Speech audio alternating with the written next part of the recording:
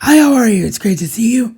I'm Josh Rosowskis, and for the first time in almost a year, welcome back to the InRingReality podcast and YouTube channel. The reason I was gone for so long is because I didn't have a computer for quite some time, but I'm back at you, and we're here today to discuss the just completed on September the 3rd of 2022 WWE Clash at the Castle Premium Live event on Peacock in the US and WWE Network overseas. There was a pre-show match, but I had no idea that there was a pre-show match, so I'm not going to discuss it here today because I did not see it. So when the show did kick off properly on the live event, it kicked off with the much anticipated 6-woman tag team match of Raw Women's Champion Bianca Belair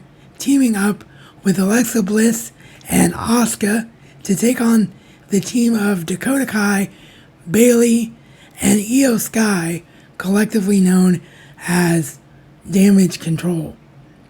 And Damage Control, for the first time, got their own group music and were fully a group in this match. So that was very, very cool to see. This was a very, very good match.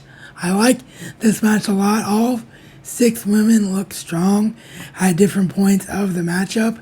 And what was really important is that the right team won, because Damage Control won the match, with Bayley getting the pinfall victory. Of course, not for the title, but nonetheless, getting the pinfall victory over the Raw Women's Champion, Bianca Belair, furthering what everyone anticipates, which is the eventual match between those two with the title on the line.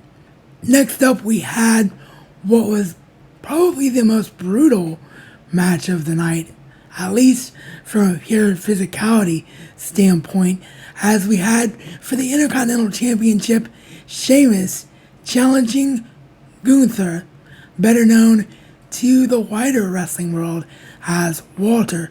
Hopefully, with Triple H now in control of the book of WWE, these guys will be getting their names and likenesses back, and all the weird Vince McMahonisms we officially gone away.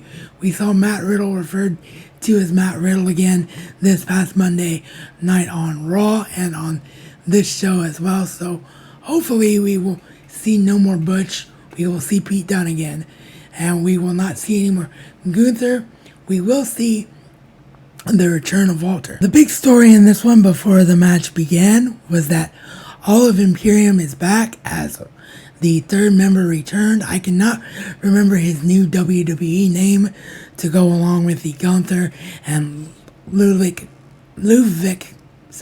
always screw that up, Ludwig Kaiser names. So I will put it here in overlay for all of you. But it was good to see Imperium back in full, and this match between Sheamus and Gunther was tremendous. It was everything that you would expect these two guys to have. It was just a pure fight. Sheamus literally looked like a crab.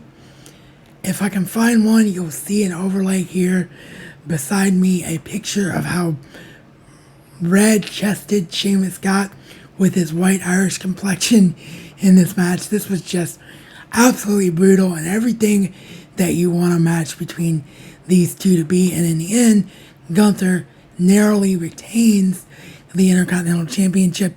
So it will be interesting to see whether or not Sheamus gets another shot at the title, or whether or not perhaps they move on to perhaps a Pete Dunne, returning to the Pete Dunne name, to be the one to take the title eventually from Gunther. Next up on the card, it was the WWE SmackDown Women's Championship match, as Liv Morgan retained her title against her challenger, Shayna Baszler. This was a very, very good match, and both women looked strong. It was great to see Shayna Baszler return to her form that we all know that she's capable of being at. And more importantly, we saw Liv Morgan look like a strong competitor, because we all know with the previous book of Vince McMahon, he took the underdog champion thing a little bit too far, and she was more or less dominated at times when the title wasn't on the line, excuse me. And when the title was on the line, she had been barely escaping with her title. This time, she overcame and got a clean as a whistle victory over a challenger in Shayna Baszler, who at times was very dominant over her. So that was a very, very good thing to see. Edge tried to kill what he started as he teamed with Rey Mysterio, with Dominic Mysterio in their corner, to take on the Judgment Day team of Finn Balor and Damian Priest, with Rhea Ripley in their corner. This was a back and forth match. All four guys in the match looked really, really strong.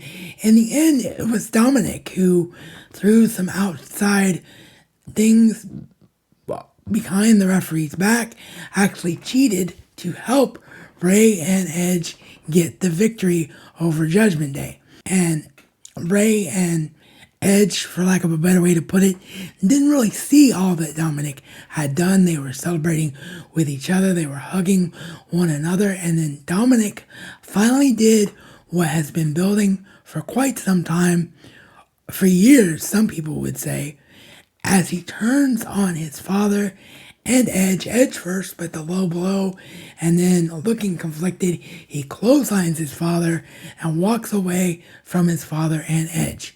So has Dominic joined Judgment Day? Are we going to see a full twisted relationship between himself and Rhea Ripley that has been teased on Monday Night Raw? I guess we'll find out on Monday Night Raw. Next up, it was the grudge match of all grudge matches. This thing has gotten deeply, deeply personal between these two. Matt Riddle versus Seth freaking Rollins, and this was everything that you would expect these two to have. Just a classic NXT style WWE match. Closest thing to an AEW style match you're going to see in a WWE ring. This was absolutely brilliant. So much back and forth action. As you would expect, in the end, the personal nature of this feud was too much for Riddle to overcome, as he gets distracted, lets Seth get into his head, and eventually falls victim to the stomp for the Seth Rollins victory. And in the main event for the undisputed WWE Universal Championship, the 2-year reign of Roman Reigns, the Tribal Chief, was on the line against the UK's own, in Cardiff, Wales, Drew McIntyre. And let me tell you, if it wasn't for the physicality of Gunther versus Sheamus, this would have been the most physical match of the night, and it definitely had more emotion to go along with that physicality in this match. This was absolutely brilliant storytelling, beginning with the fact that they played off the storyline angle on SmackDown where Sammy and the Usos were not medically cleared. So Roman was out here alone because, of course, we haven't seen Paul Heyman on WWE TV since he was put through a table from an F5 from Brock Lesnar at WWE SummerSlam.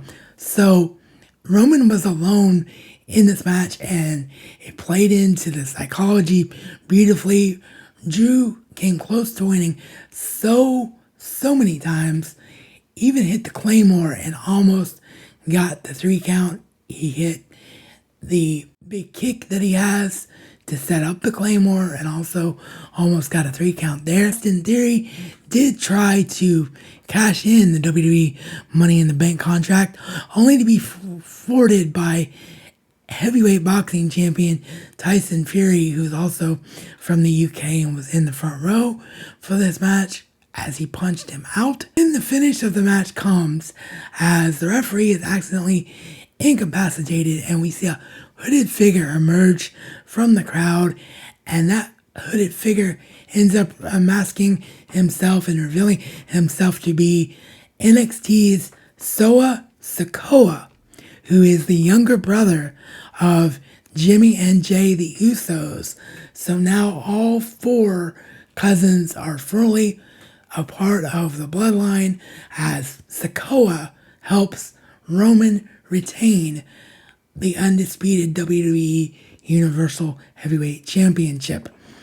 So this was a wonderful show.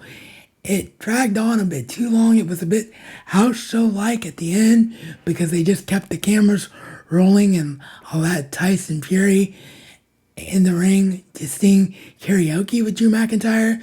And Drew McIntyre thanks the crowd and says he's not giving up and he will get his hands on those undisputed WWE titles, which is great and all, but I think that it's just something that should be for the live crowd only and doesn't really make sense for a live TV presentation. But I guess this was special, being the first UK pay-per-view since SummerSlam 92, so they just went the extra mile. So I guess I should clarify it by saying I didn't really dislike it. I just wasn't expecting it, and it didn't really make a whole lot of sense to me for it to be included. So those are my thoughts on WWE Clash at the Castle 2022. I thought this was a very solid show. There was not a misstep on this show, and it continues to show what a difference it makes when the right person is in control of the booking. So unless you want to argue that Drew should have won here, which you could make the argument for, I don't have a bit of an issue with this show, and I personally am going to give it a 5 out of 5 star rating. So let me know in the comments down below or via email if you're listening in audio form what you thought about this show. I will be back on Monday with another episode as we review AEW All Out 2022. I will not be reviewing NXT Worlds Collide because, I'm sorry guys, there's just not enough time between shows for one and for another. Even for me, that's a little bit too much wrestling in one day, because with the amount of matches on AEW All Out, we're going to be talking close to a 4-hour pay-per-view. So with that, it's great to be back. I hope you enjoyed my thoughts, and I will see you all next time.